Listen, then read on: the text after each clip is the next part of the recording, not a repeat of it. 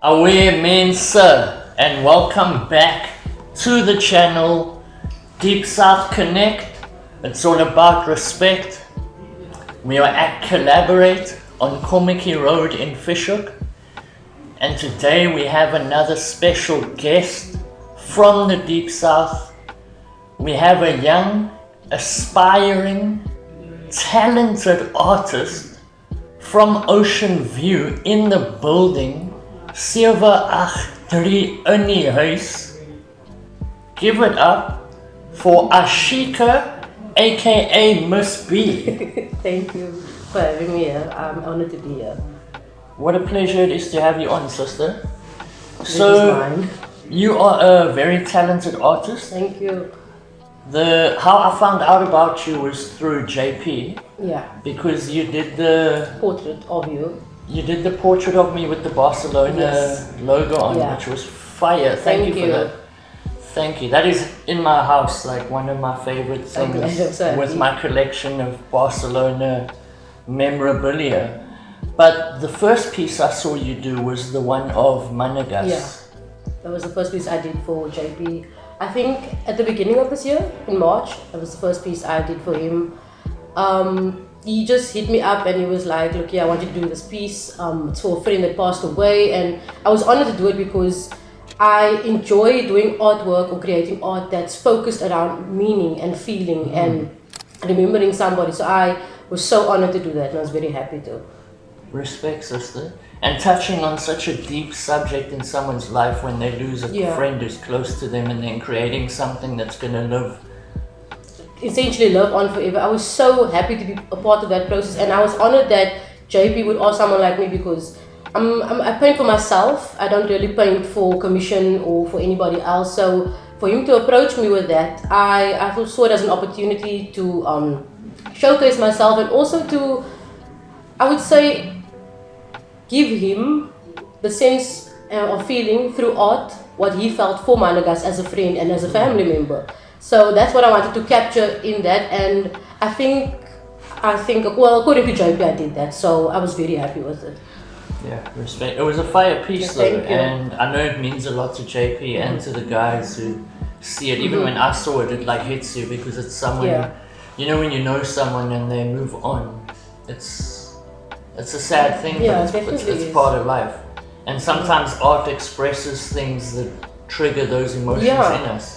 Definitely. I think JP also, with the painting, he wanted to commemorate the colors, and he wanted to commemorate Managas in that. So we did the light purple, the dark purple, but we also did clouds in the painting, which represents sort of a heavenly figure, and to say that he is in a better place and he is in a happier place. So I think the painting captured a lot of that, and I was very happy with the outcome, and I just wanted to pay tribute to him because everybody spoke of him as a good person. So for me to create a piece like that, I was ecstatic to do it, and I loved it.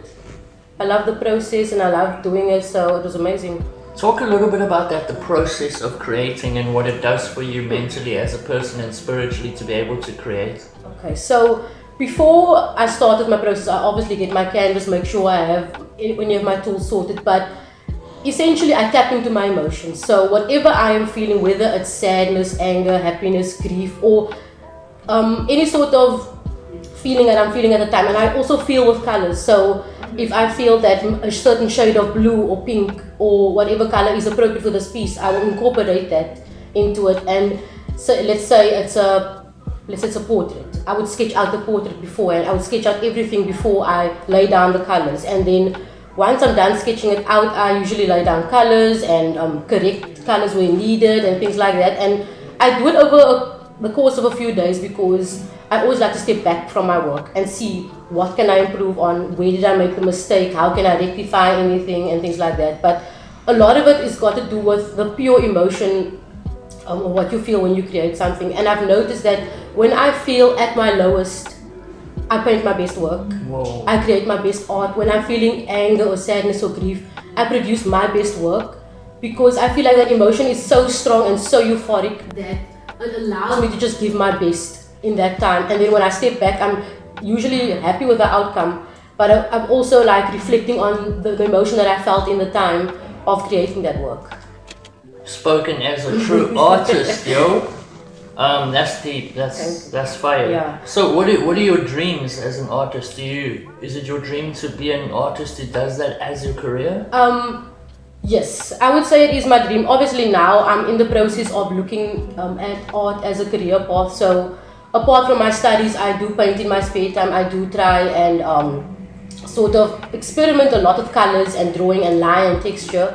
But eventually, in the long run, I would like to become a full-time artist and sell my work and do commission work and things like that, and also put myself out there because I think this is where I'm supposed to be at, and it genuinely brings me the best form of happiness I've ever experienced in my life. So that's where I want to go, because I feel like when you do something you love every day, it doesn't become a job, it doesn't become a career, it becomes a lifestyle, and it's just there's good feelings and good vibes and energy around that. Yo. Truth be told, I'm trying to think. So as a young person, you say you are studying, but you are hoping to do art going forward as part of your life's journey. What are some of the challenges you face as a young upcoming artist still finding your way? There are actually a lot of challenges. Firstly, a lot of it has to do with art classes being readily available to the public at a low price or even free, because when you take an art class at an art gallery or from a prestigious artist, generally the prices are super high, it's very expensive, and I mean, from somebody who comes from a regular background, an average person, it would become expensive for me to do that. But also with art, I've noticed that there's a lot of negative feedback around that and a lot of criticism from people within the community, and you do get the good people that uplift you and encourage you to do your passion and your craft, but there are a lot of people that say, oh, there's no scope in art, there's not a lot of money, there's no career, and art is always struggle. So I think a lot of it is a mental battle as well. So who do you believe, who do you trust? Do you trust the people that uplift you to do what you want, or do you trust the people that put this notion that the reality is of art, that there is no money, there is no jobs, there's no opportunities? So I think the challenge for me mainly is a very personal and mental battle going into that, yeah. And I think also art supplies are really expensive. So creating great art, it doesn't have to be expensive, but if you want to produce quality, you need to put in quality. So that's also another challenge that I've noticed. So the supplies are quite pricey. Supplies can become pricey, especially when you're starting out. You usually go for what's budget friendly. But as time progresses, to get like good quality paints that last long, that produce a nice color, that aren't transparent and things like that, that can become pricey over time. And like you can rack up hundreds of rands just spending it on supplies. And those supplies might just be the necessities, you know. So that's also a big thing that I wouldn't say affected my art, but it's something that I keep in mind when I do my art, so that I don't waste or overuse anything that's not necessary, you know. Okay, and in terms of getting into galleries and the gallery space, how is that a difficult thing for someone who's starting to create masterpieces such as you are now? I would say it is difficult, especially like in today's world. I've noticed that people prefer classic art. They prefer real life portraits, or they prefer landscapes connected to the ocean and things like that. And when somebody produces like art through sneakers, come on, what sneakers? So people always look at it like, why are you painting shoes? Why are you painting sneakers? That doesn't resonate with a lot of people. But I'm also like, I've realized that when you find your niche of people in modern and contemporary art and things like that, and sort of art from young people, that's where you need to put your foot in. But I've noticed that getting into galleries with the art that I produce is a bit difficult at times. But that's not to say that I will never get into a gallery or nobody will accept my art. It's just, it takes a lot more time to do that. Okay, it's very interesting to hear about the different challenges and different things. And everybody I speak to, there's different things that you learn about what people do. Yeah. For example, what you said about people painting contemporary and classical art and art connected to the ocean, those are thoughts I've never even had. Yeah. So to hear you talking into that is really interesting for me, and talking about the supplies being quite expensive. it's similar with skateboarding. I've Yeah. spoken to quite a few skateboarders, and like you were saying, as you progress, you start to need more things. Yeah. As you get better at skateboarding, you start to really need more skateboarding equipment. Your shoes break quicker. So it's almost like in these different things that are maybe alternative in a way, like art, whether it's in music form or whichever aesthetic you are using. As you get better, it actually becomes more difficult if you're not getting an income. Definitely, yes. So, whereas you think if I do something, as I get better, it will become easier, but it becomes difficult to maintain when you don't have someone providing you with the resources to create.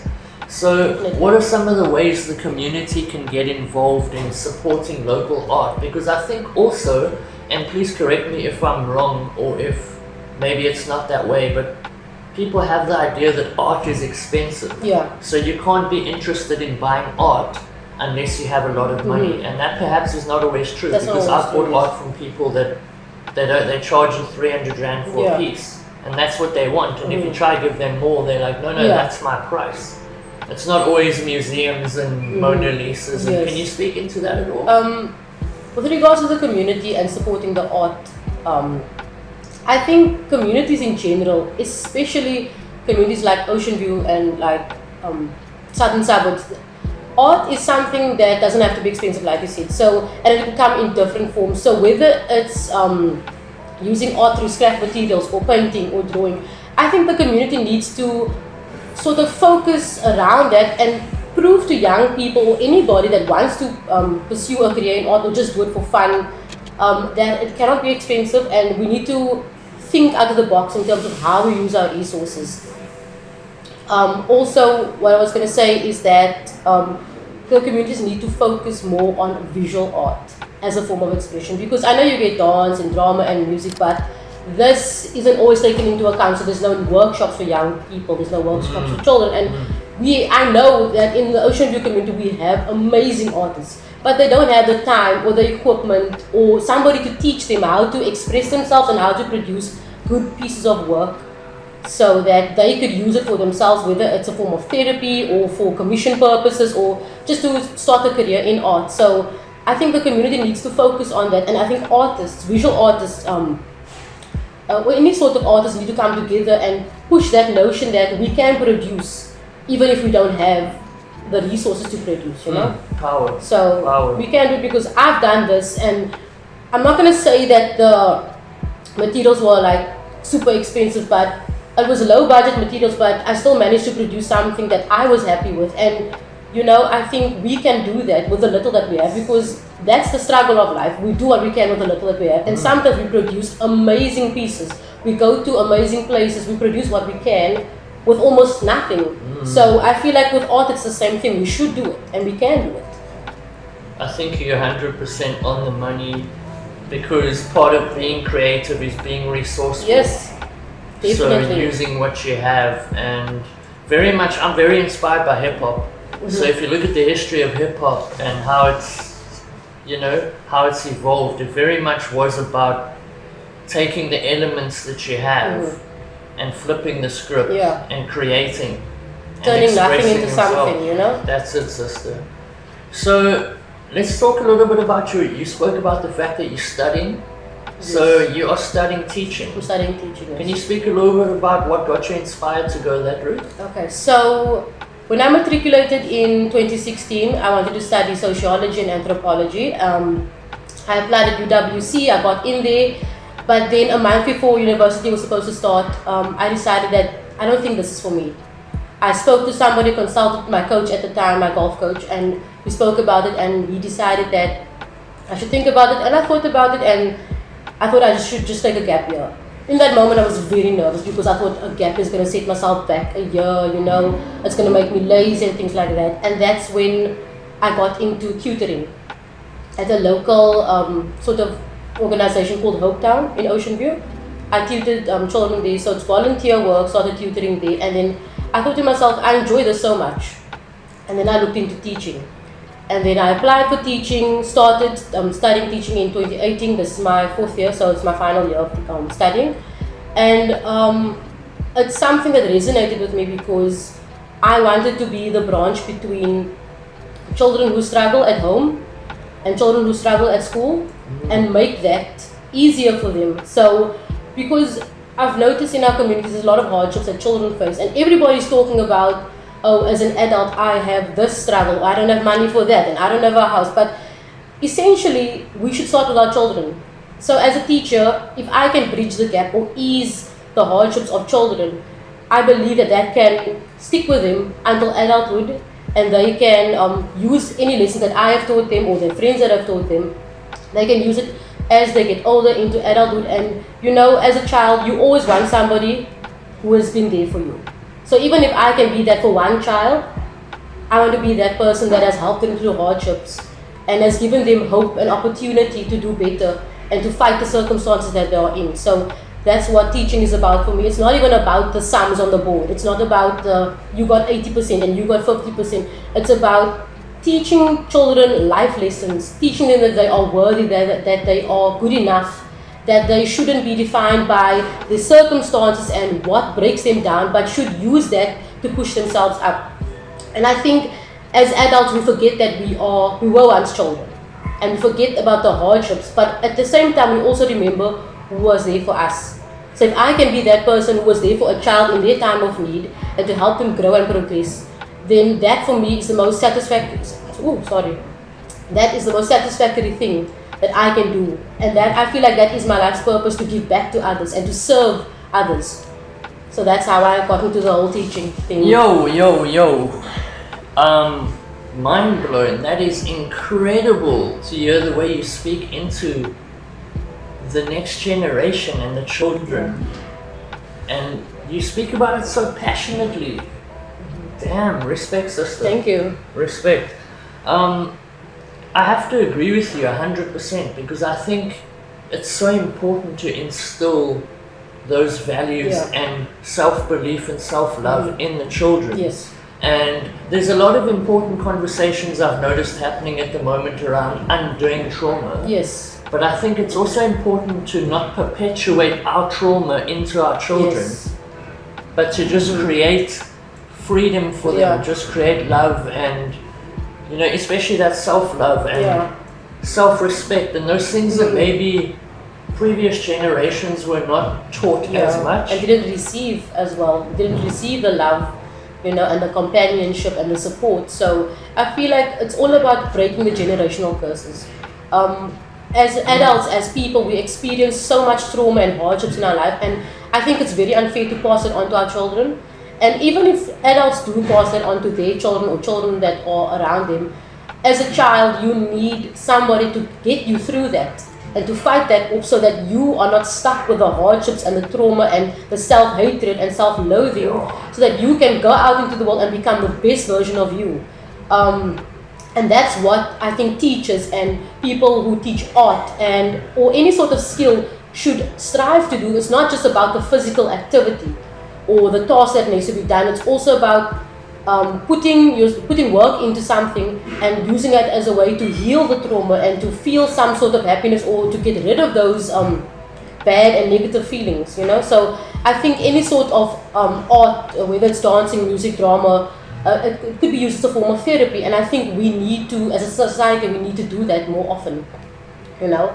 So yeah, it's using your hardships, it's using your trauma to produce good things, and instead of like using your trauma to justify your wrongs that you are doing in the world. So yeah, that's my take on it though. Obviously anybody else could disagree with that, but that's just a way I choose to see the world and choose to believe that we can produce good from bad, you know. 100%. We can strive to thrive from adversity. Exactly.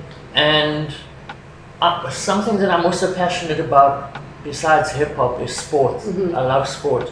And when you were speaking a little bit earlier into the fact that there's not art workshops as often in communities for young people to learn how to use different, you know, tools and create different things. But if you look at sport, there's so much money spent on sport, but not everybody wants to play sport. Even our government or governments spend insane amounts of money On sport. on sport, and maybe Yeah. that's what we're going to start shifting out of and moving more in towards. Sport is fire, we're going to keep Yeah. sport, but we're also going to pay some attention to different forms of expression and perhaps put some more emphasis on art. Yeah. Because I can see just from speaking to you, and I haven't even met you before today, how art really brings out the best in Yeah. you.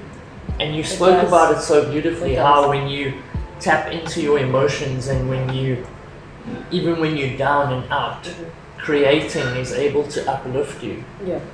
That's true. So thank you for speaking into that. No problem. For younger artists that are perhaps still in school, they're passionate about art as well, but they're being told, hey, you're gonna need to, as you were saying, people don't really respect art as a career Yeah. path.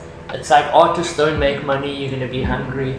For a young person who's still in school dealing with that, it's like a tug of war between I want to go for my dream, but I also want to listen to what maybe my family or friends or society is saying. What advice would you have for them? My advice would be, do your art. Do your art. Practice, create, go on YouTube, watch tutorials, perfect your skill, perfect your craft. And I wouldn't say don't listen to the advice of your peers or your family members, but you can always do both. You can always go into the mainstream society, get a job, but eventually you can also pursue your career in art. I would say never ever give up. Never listen to anybody's doubtful words of you. Like if somebody tells you that your artwork isn't good enough, or it won't sell, or it won't get anywhere, don't listen to that, because we can look at abstract art, and people used to be so negative about abstract art, saying that you can't see what's happening, there's no picture, there's no meaning behind it, but people still create, people still thrive in the industry. So for anybody who's pursuing art, whether they're just starting or they already established in it, just keep going at it, because if that's your general passion and it's your desire and it's your motivation to keep going at life, then do it, because I promise you nothing will bring you a purer form of happiness than doing what you love. Nothing in this world, no amount of money, no job that's going to pay you 50,000 rand a month, whatever, is going to bring you the happiness and joy that art brings you when you do it. So that's my advice, just keep going. Don't listen to the negative words, just do what you want to do. You know? Well said, sister. I like the fact that it's not one or the other. As you were saying, you can go into the mainstream, you can get a job, but you can still pursue your art, and you can still still create. Yeah, you can do both. You can be a regular worker by day and artist by night. You can do both. There's nothing wrong with having variation in your life and choosing to do different things at different points in your life. You don't have to work your 9-to-5 job for 50 years or whatever the case may be. You can do your art in between that. You can have odd jobs. You can do whatever you want to, as long as it brings you a sense of happiness, you know. So I would say just stick with that. Whatever brings you happiness, just do it. You know, do it. That's the punchline right there. Like, just do it. So yeah. Got you.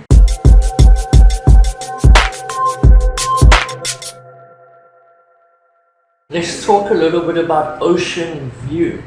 So, are you born and raised? Born and raised, Ocean View. So, what does Ocean View mean to you? Ocean View means home. I've been to other communities, I've been to other places, but nothing feels like home like Ocean View does. I would say like it's where my childhood took place. A lot of my adulthood now took place in Ocean View. I grew up there. I have lifelong friends there. My majority of my family is there. So it's brought about a sense of home and community, and I can sense there is a lot of love there.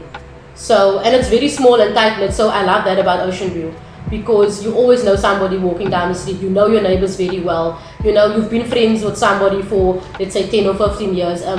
There's a lot of familiarity there, which I do like about Ocean View. Respect, sister. Any artists from Ocean View that inspired you along your journey? I wouldn't say somebody specifically from Ocean View, because I sort of became very clouded when I was doing art, so I just focused on what I was doing and never sort of looked at what everybody else was doing. And also, I haven't seen a lot of people put their artwork out there. But one person that I can think of is Shamil Pueblo.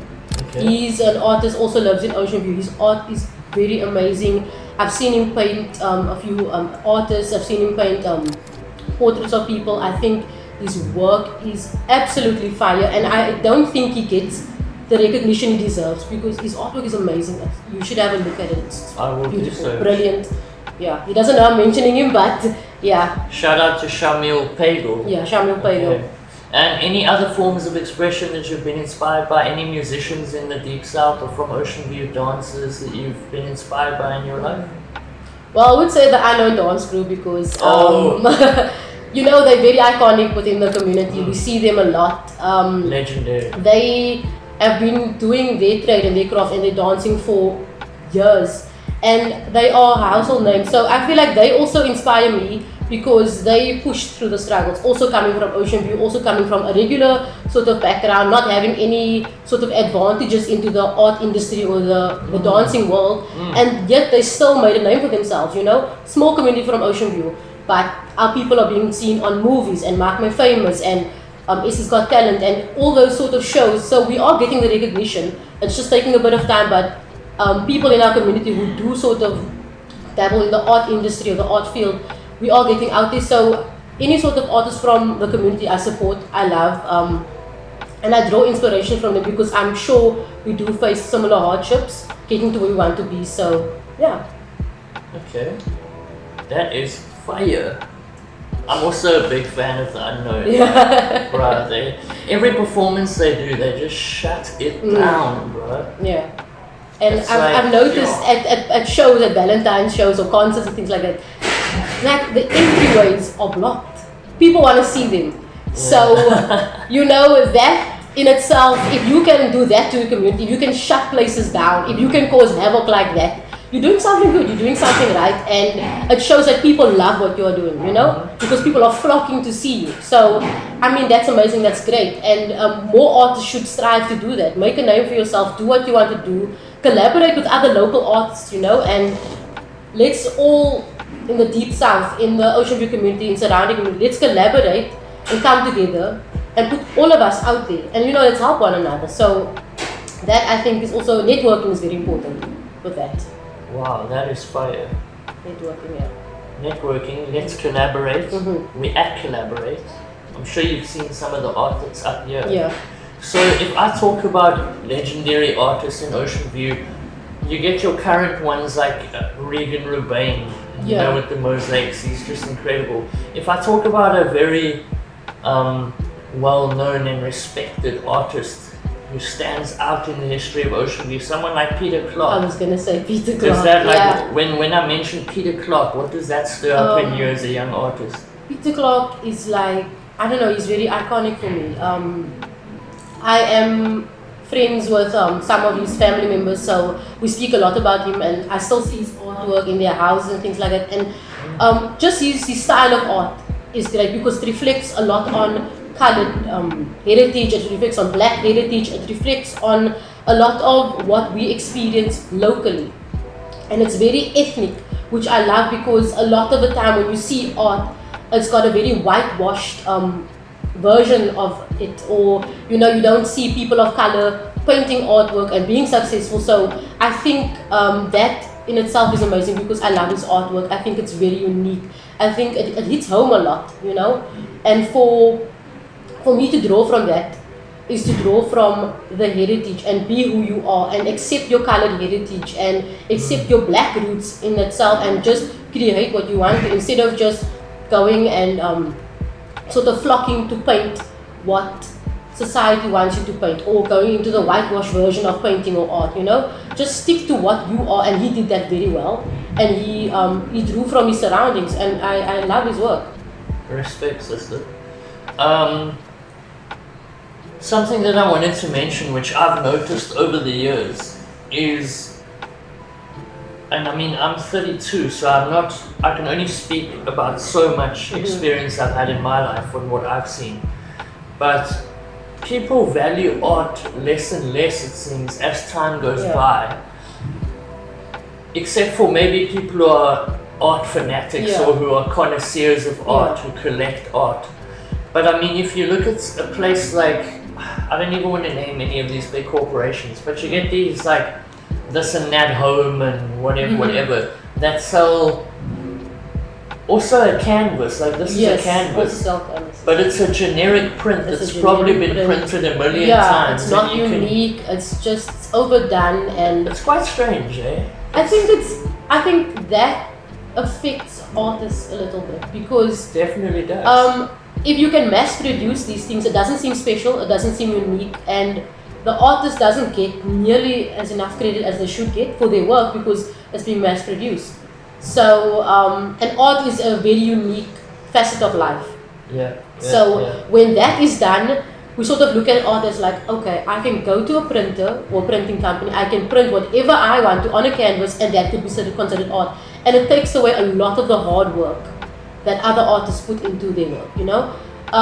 So yeah, that is a bit of, I would say, a snag of what I've seen is happening recently in recent times, you know? Because you're not as connected to the piece or to the artist or to what's been created if it's one print that is made a million times, shipped to their 50 different branches at every mall. I think as society maybe we've been conditioned to crave convenience and we have instant things and just put up a generic painting on your wall. Whereas me personally, I'm trying to get more attached to the creation and you know what I mean? Like having something original on my wall that I've gotten from an artist means more to me than if I go to whatever generic shopping mall, generic shop and buy a, you know what I mean, a printed canvas. But respect to that as well. Also what I've noticed about that is the prices of those canvases will be like 75 rand. It goes down. Now, no artist can paint a piece for you and sell it to you for 75 rand. They'll be losing money just based on the supplies. So it also affects the way people value art. But it's not necessarily a negative thing. It might just be something that we've been exploring in society, and now we're going to move away from that back into original pieces created by local artists within your community. I feel like things like those fluctuate in and out of society. So at one point in society, everybody wants an original piece from whatever artist, and then in another point of society, we all want the same generic artwork in our rooms, in our houses, because that is what's trending, that's what's cool at the time.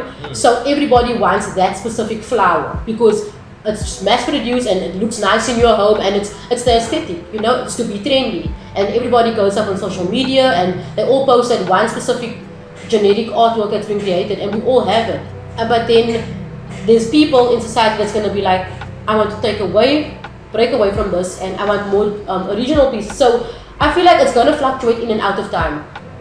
As much as we don't want it to, or we do want it to, but it's going to fluctuate in and out of time.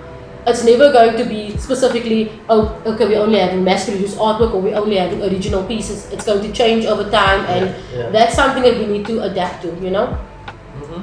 I feel you. I think it's good to look at the different aspects of the spectrum and where we see art in society, because even those mass-produced things are essentially creations. They're just over-replicated and become a bit disconnected. So, what other dreams, what other passions do you have that you can tell us about? Well, I am a volunteer firefighter and first aider. I work with a volunteer team called EVS. It operates in Ocean View. So that is also a passion, because I got into firefighting in 2018. I started there. I was so scared to put myself out there into the firefighting field because I'm a very small person. I'm not exactly the strongest person there, but once I put myself into that field and line of work, I realized that serving and helping others and being a part of the community is what I wanted to do. So that's also a very big passion of mine, is just giving back to others and being selfless. You know, everybody can do with a helping hand, whether you are teaching somebody a new skill or offering your time at a volunteer service or tutoring, or you know, giving out food to the homeless or whatever the case may be. That for me is a passion, just like art is a passion. And I also do enjoy a bit of sport. So I used to play golf for a couple of years. That's something I enjoyed. doing, and it was also a form of therapy. It was a form of release, and it actually just brought me happiness. So I strive to do things that just bring me a bit of happiness. So the golf, the art, the firefighting, the cooking, also part of my passions, things like that. Anything where I can be creative or anything where I can serve others and be a helping hand is what I like to do, and that's where my passions lie. Okay. Respect. Thank you for serving and for being selfless. Even earlier when you spoke about how you view the kids that you teach and the people you interact with in your community, you do it from a selfless point of view. So thank you for being a custodian of positive change within your community. EVS, shout out to EVS as well, because we need such people, bro. Like people like that are the ones who are there for you during moments of crisis. And I think that's something to value as society. In terms of golf, have you played any of the courses in the Deep South, Simonstown or Clovelly? My home course was Clovelly. I was part of the Raymond Ackerman Golf Academy, so I always practiced at Clovelly. I played at Westlake, Rondebosch, King David, Mowbray. I played in Stellenbosch and like a few other places. So I started when I was about 14, and I played up until my matric year or so. So I was very involved in golf. I would be at the golf course about 5, maybe sometimes 6 days a week. So whether it would be playing golf or doing some tutoring or any sort of other life skills, that's what I used to do for majority of my teenage years. So that for me, it made me who I am today. I can't thank the Raymond Ackerman Golf Academy or my coach or the golf sport itself enough for shaping me into who I am today. Respect, sister. That's fire, yo. Golf is fun. I've never played a round of golf. My dad's quite into golf. But, putt, bro. Putt. Putt is... It's a vibe. Bro, it's the thing, dude. It gets mad competitive as well. You go with some homies, play around a putt, yo. It's fun, and it's relaxing, but super also fun. a bit competitive, so yeah. Yeah, it's good to have that like friendly competitive edge though. So, can we take a look at some of your pieces? Yeah, sure. I have some of them here. So some of your masterpieces. You can have a and look just at them. speak a little bit about that. That would be fire.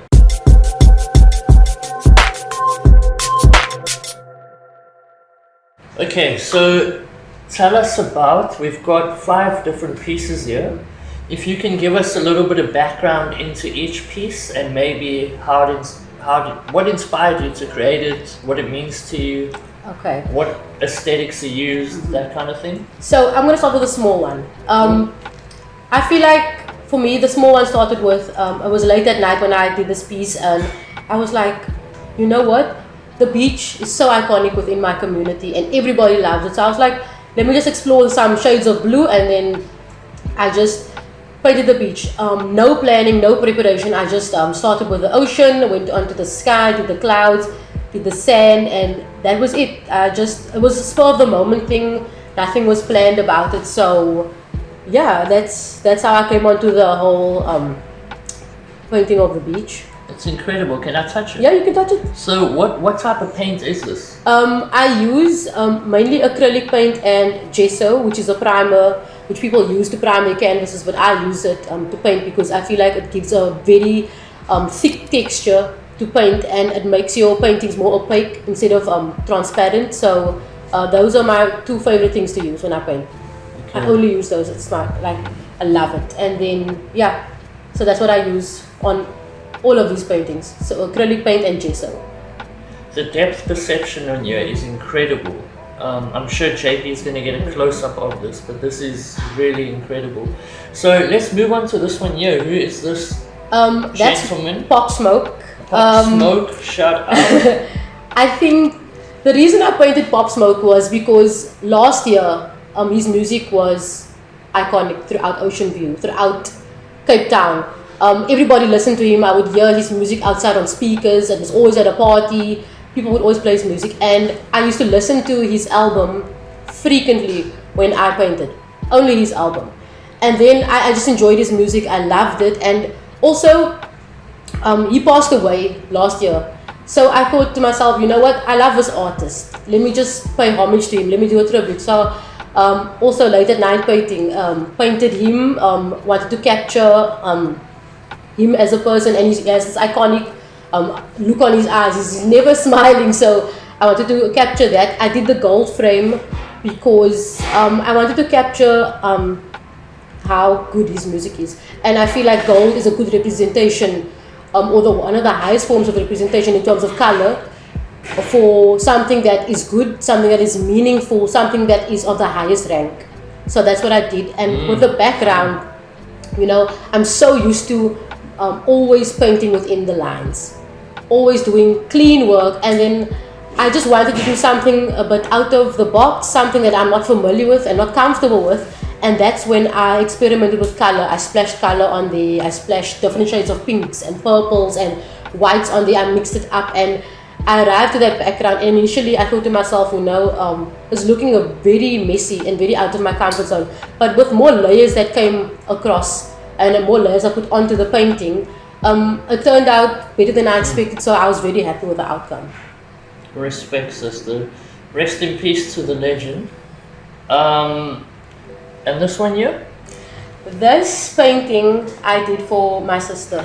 It was her birthday in this year, and I didn't want to do the generic sort of present gift to her. And she is somebody that inspires me. She's my best supporter, my biggest fan. She's my best friend. She's literally my other half. Sounds weird, but she is somebody that's always there for me. So I wanted to capture her and just her and paint her because she's one of the best people I know in my life. So I did this as a surprise for her birthday.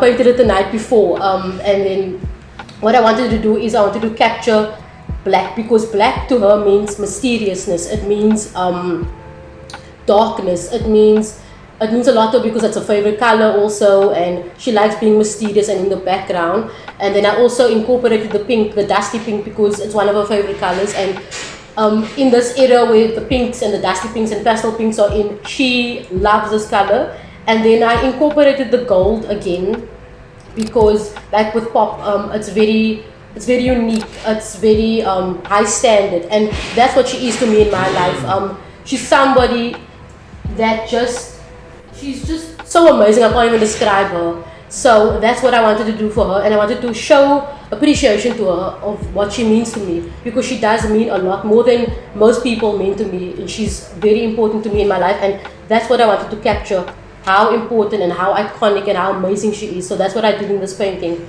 for her birthday. Respect. Shout out to your sister. So your family's been quite supportive of your art? And yes, my cousins, my sisters, my parents, they always encourage me to paint. They always shocked when I produce a new piece of work, because I push myself to a limit that I never thought I would push myself to. And so they also get surprised by what I produce, because they see one painting and then in the next painting I'm just trying to up my game and do better. So they are also supportive of it. They want me to go into art. They want me to become an artist, and they support what I want to do with my art journey. Fire. So let's speak about the final two pieces. We got I'm just going to move this one slightly here. Okay, so these are two separate pieces. Yeah, two separate pieces. We have the Jordan 1 mids. With this, I just want, the Jordan 1 has been trending now for the last year or so. It's come back into fashion, back into style.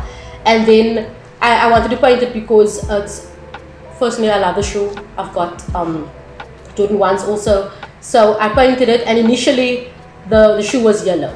And I was like, you know what? No. I want to do something bright, something out there. I want to catch the attention. And then I played it with the background, with this coral background, to sort of go into the shades of the warmer tones. So it's like the oranges, the reds, the warmer tones, the yellows. And then I thought to myself, black, white, we need something to cut the color a bit. And then leaves. I did leaves in different shades. And it might sound weird, but I did the leaves because leaves represent an element of freshness, a brighter color. So, and leaves are fresh, but so are the Jordan 1s, So that's why I cut the color with it, but I did add a bit of gold also, because it's also a warm tone. So yeah, that's my inspiration for this. I do love sneakers. I paint them quite often. So yeah, that's where my passion lies, and that's why I did it. Respect. So of the Jordan range, is the one your favorite? No, I like the mids, I like the dunks, I like the lows, I like the Jordan 4s, I like the Jordan 3s. So and the Jordan 11 Concord. So I do like the whole Jordan family, the shoe family, and I do like the Nike shoe family. So that's where, when it comes to shoe game, that's what I love doing. So I stuck to that. I've only got a pair of ones, and they were my favorite. Like I've worn them like 4 times, I think, in the last 2 years. They mainly just sit there. They just sit there for those special occasions. And this piece here, let's talk about this here. This piece I did for it was a commission piece for somebody, one of my friends. She wanted different shoes because she loves all of them. So what she wanted was to capture all of them in the styles and the colors that they are. So she just told me, this is what I want, work with it. And that's when I decided to do them cascading down the canvas, because I felt like that was the best way to capture all of the shoes. So on top we have the MX ones, very comfortable shoe, I love the colors. And then she wanted the Jordan 4s because that's one of the most iconic shoes in her collection. And so I painted that, and then I did onto the MX 90s, I did the Jordan 11s, and then I did the Jordan 1 lows. And those are all shoes that represented happiness for her, which is, it sort of resonated with me because I have 3 out of the 5 pairs of shoes, and I also love each and every one of these shoes. So for me, it felt like I was creating a work of art for myself. I put myself into this painting because it's what I love and it's what I enjoy seeing in shoes. It's what I like to wear, and I don't know. This just brings a very weird form of happiness for me. So that's what I did for her, and I also had to borrow the painting because I wanted to show this off because I think it's one of my most favorite pieces of work. I love it so much, and it speaks to me in so many ways. It's fire, yo. I would love to have this on my studio wall, or like this. Like, for me, I'm a big fan of hip hop, and sneakers have been a big part of hip hop. Yeah, it's like the hip hop trademark, Yeah. Most steps, sister. Just looking at it is like, yo, because you don't see art like this every day. You know what I mean? It's really fire. Okay, let's move back to the actual camera. For the people of the Deep South, whether it's Ocean View, your hometown, the surrounding communities, we got Kommetjie, Massey, Fischhoek, Sun Valley, Simonstown, we got Muizenberg. What do you have to say to the people of the Deep South? If you could say one message to them. What I would like to say to the people is that my interview is a testimony of what I enjoy in my life. And that's art and painting and drawing and sketching. But let this be something that people can go back on and hopefully inspire them to stick to their craft, to create what they want, whether it's music or art or drama or anything like that. Just put your passion out there. Put work into it. Do what you have to get where you need to be. I would also say never ever stop grinding and working on yourself and working on your craft and working on your art form and things like that. Take inspiration from this, and just don't compare yourself to others, but do what you love, do what's unique for you, do what you're passionate about, and just make your life as fruitful and as adventurous and happy as possible. Through doing this interview, this isn't even about me. This is about the broader aspect of art in communities. And if you have the opportunity to do art or teach art or upskill people in the art industry or the art field, collaborate with local artists, collaborate with people that you know, with anybody, with somebody that can offer you resources. Do that and sort of put it into the communities that need it the most. Showcase people, their talents, bring out the best in them, and just do what makes you happy. Fire. Thank you, my sister. Thank you for your time. Thank you for speaking so passionately with so much energy about your passion, about the kids that you work with, about the community that you live in. about the other things like EVS and your career you had in golf. Love your energy. Thank you. Keep on doing what you're doing. Deep South Connect, it's all about respect, and I'm gonna put a lot of respect on my sister's work right here. Until next time, see you guys.